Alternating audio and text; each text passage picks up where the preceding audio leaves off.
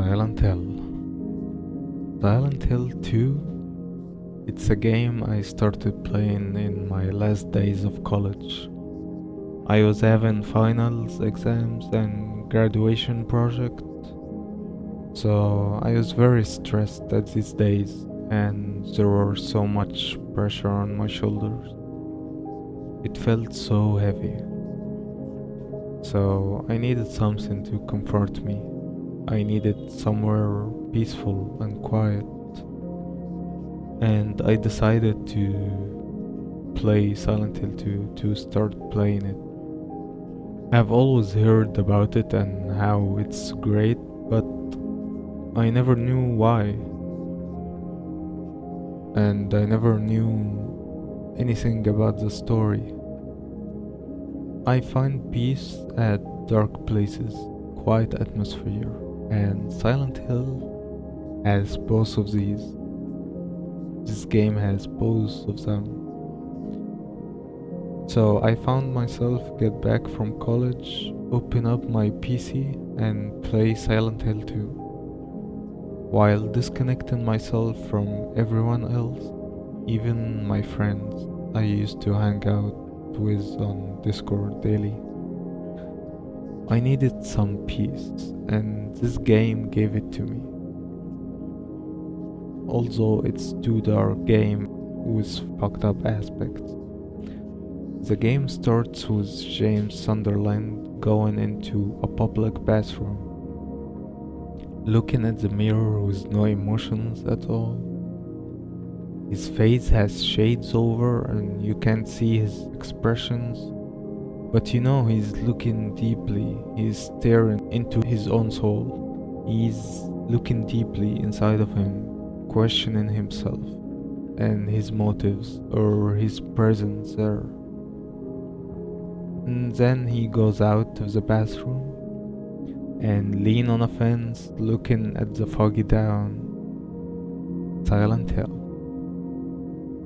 And then he talks to himself, and you will understand why he has to be in that empty, bizarre town.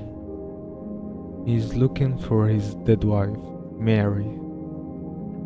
Mary died of a disease 3 years ago, and yet he receives a letter from her and is trying to find her there and follow the letter's words.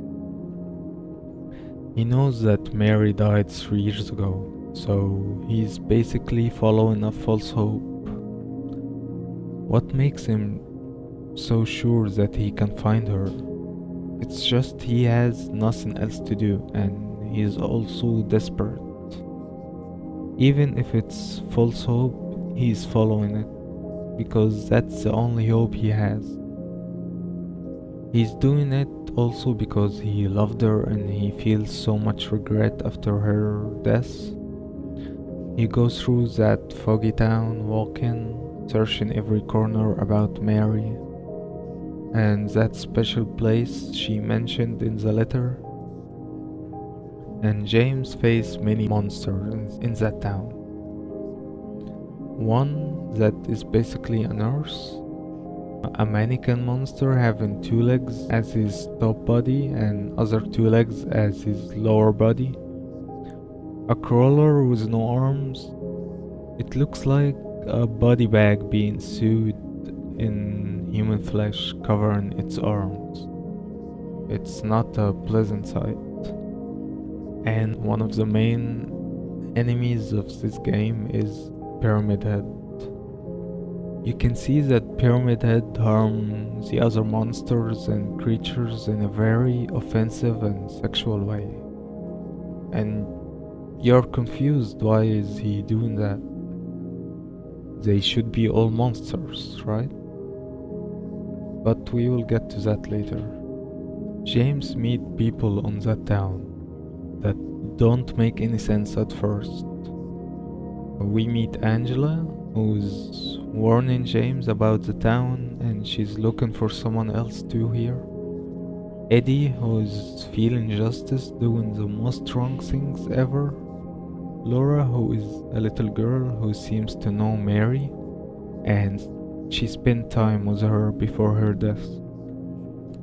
Let's talk about the characters.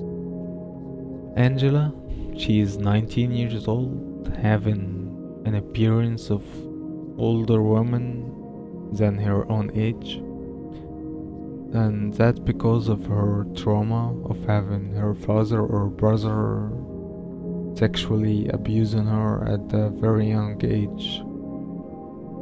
That trauma made her age faster, and also she hates the touch of others.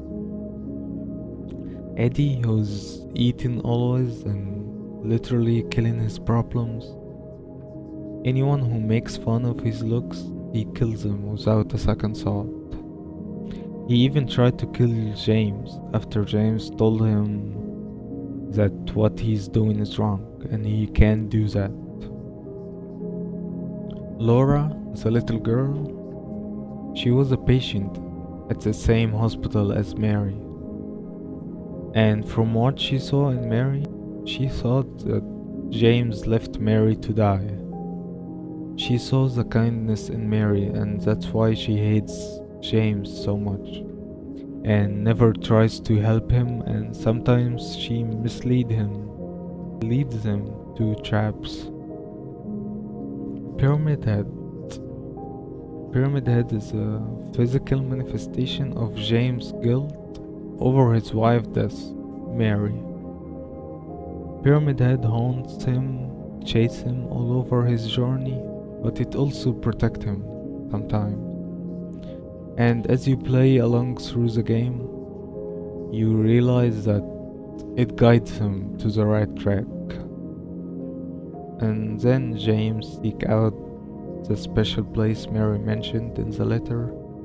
He arrives at the park over the lake, and on his arrival he finds Maria. She looks exactly like Mary, but she's different, having different hair, clothes, and personality. James asks her if she's Mary, and Maria responds, "I'm not your girlfriend. I'm not the one who you're looking for." Maria tags along with James through the town while he still searches for his wife, Mary. Maria had sexy look and aesthetic. She is a fragment of Mary in James' mind. It's how James wanted Mary to look like when she was sick. Maria accompanies James in his scary journey, and then two pyramid heads catch Maria at the hospital and kill her in front of James. While James couldn't do anything but watch, and it wasn't easy for him to watch this. After that, James arrives to a hotel. This place is the special place Mary mentioned. He enters a specific room and finds a videotape on the ground beside a TV. He starts to watch the tape, and a memory of Mary starts playing. When she was healthy, she was happy, and in that tape she asked Jamie to take her to that place again someday. But we discover after that James is not only grieving Mary's death, he killed her. He has regrets and self-torture for getting to do that. He's tormenting himself by getting into that town for her. He's tormenting himself for killing her. And then he walks in a long alley, and Mary's voice echoes in his mind, tormenting him more, yelling at him for feeling like a monster after all the drugs and this damn disease effects on her. What do you want, James? I brought you some flowers. Flowers? I don't want any damn flowers. Just go home already. Mary, what are you saying? Look, I'm disgusted. I don't deserve flowers. Between the disease and the drugs, I look look like a monster. Well, what are you looking at? Get the hell out of here! Leave me alone already! I'm no use to anyone. I'll be dead soon anyway. Maybe today, maybe tomorrow. It'd be easier if they'd just kill me. But I guess the hospital is making a nice profit off me. They want to keep me alive. Are you still here? I told you to go! Are you deaf? Don't come back! James! Wait! Please don't go! Stay with me! Don't leave me alone! I didn't mean what I said! Please, James! Tell me I'll be okay! Tell me I'm not going to die! Help me! All the drugs and this damn disease affect on her, physically and mentally. She doesn't love herself anymore, and she can't accept James' love or anyone's. She asked him to do that. She asked him to kill her and put her out of her misery. And it wasn't easy on him, and he regrets that.